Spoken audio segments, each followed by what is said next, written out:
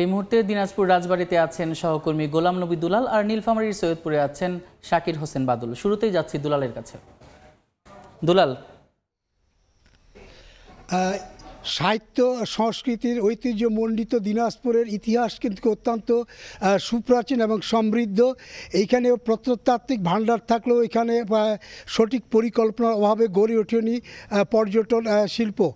দিনাজপুর রাজবাড়িতে আমরা রয়েছি, এটা অত্যন্ত অবহেলিত এবং অরক্ষিত একটি রাজবাড়ি। এছাড়া এখানে দিনাজপুরে রয়েছে ইট পাথর আর পোড়ামাটির তৈরি অষ্টাদশ শতাব্দীর ঐতিহাসিক কান্তজি মন্দির রয়েছে, নয়াবাদ মসজিদে সুরা মসজিদ, সীতারকট এবং বিনোদনের জন্য রয়েছে এখানে আপনার স্বপ্নপুরী এবং রামসাগরের চেহেলগাজী মাজার। কান্তজি মন্দিরকে ঘিরে পর্যটন শিল্প অর্থাৎ আপনার আর্কিওলজিক্যাল ডিপার্টমেন্ট, প্রত্নতাত্ত্বিক বিভাগ কিন্তু কান্তজি মন্দিরকে পর্যটনের আওতায় নিয়ে এসে এখানে তারা পর্যটন মডেল এবং জাদুঘর করলেও এখানে সে রক্ষণাবেক্ষণ এবং যারা বিদেশি পর্যটক এবং দেশি পর্যটক যারা এখানে আসেন তারা কিন্তু আবাসন ব্যবস্থা, যোগাযোগ ব্যবস্থা এবং নিরাপত্তার বিষয়টি অত্যন্ত নাজুক হওয়ার কারণে সেভাবে আকৃষ্ট করতে পারেনি। পাশাপাশি প্রত্নতত্ত্ব বিভাগ কান্তজি মন্দিরকে রক্ষণাবেক্ষণের জন্য যে ব্যয় করেছেন এখন পর্যন্ত পোড়ামাটি এগুলোর পোড়ামাটি বা টেরাকোটার ক্ষতিগ্রস্ত হয়ে আসছে। দিনে দিনে এটা কিন্তু ভঙ্গুর অবস্থায় পৌঁছেছে। এই যে রাজবাড়ি, এই রাজবাড়ির অবস্থা কিন্তু একই। এখানে সঠিক রক্ষণাবেক্ষণ না করার কারণে রাজবাড়িটা একটা ভঙ্গুর অবস্থার মধ্যে পড়েছে। এখানে যারা পর্যটক যারা আসেন অনেকে মুখ ফিরিয়ে চলে যান।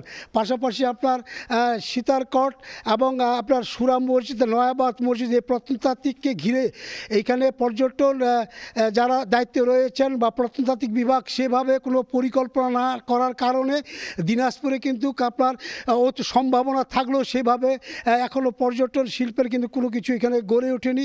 এই কারণে বঞ্চিত হচ্ছে এই এলাকার মানুষ। বিশেষ করে আপনার এটি কি আর্থিক বা অর্থকরী হিসাবে দিনাজপুরে এই পর্যটন শিল্প এখানে গড়ে ওঠার যথেষ্ট সম্ভাবনা ছিল, কিন্তু দেখা যাচ্ছে যে প্রত্নতাত্ত্বিক বিভাগ বা সরকারের পক্ষ থেকে সেই ধরনের কোনো আপনার উদ্যোগ না নেওয়া হয়নি। তো এখানকার যারা জেলা প্রশাসন যারা আছেন, যারা এখানকার ট্রাস্টি বোর্ডের মেম্বার, তারা কিন্তু বলছেন যে প্রত্নতাত্ত্বিক বিভাগ কান্তজি মন্দিরে আপনার প্রায় 40 কোটি টাকা ব্যয়ে আপনার উন্নয়ন করেছে এবং এ পর্যন্ত কিন্তু উন্নয়ন হলেও সেখানে এখনও কিন্তু নাজুক অবস্থা বিরাজ করছে। পরবর্তী আপনার নীলফামারীতে রয়েছেন আমাদের সহকর্মী শাকির হোসেন বাদল, তার কাছে যাচ্ছি।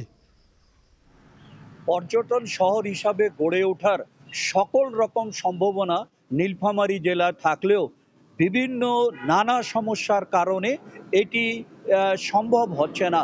নীলফামারীতে অনেক ঐতিহ্যবাহী স্থান রয়েছে, যেগুলির মধ্যে অন্যতম হচ্ছে সৈয়দপুরের এই চিনি মসজিদটি। আপনারা দেখছেন যে এটি 1863 সালে প্রতিষ্ঠিত হয় এবং সে সময় চীনামাটির টুকরো দিয়ে চীনামাটির পাথরের টুকরো দিয়ে এই মসজিদটি নির্মাণ করা হয়েছিল। এখানকার শিল্পশৈলী দেখলে মানুষকে আকৃষ্ট করে। এছাড়া এখানে রয়েছে নীল সাগর, যেটি এক সময় বিন্না দিঘি নামে পরিচিত ছিল। এই নীল সাগর প্রায় 53 একর জমির উপর বিভিন্ন রকমের গাছগাছালি সবুজে ঘেরা প্রায় 33 একর জমির উপর বিশাল দিঘি। এই দিঘিতে প্রতি বছরই এখানে শীতের সময় বিভিন্ন জায়গা থেকে পাখিরা আসে।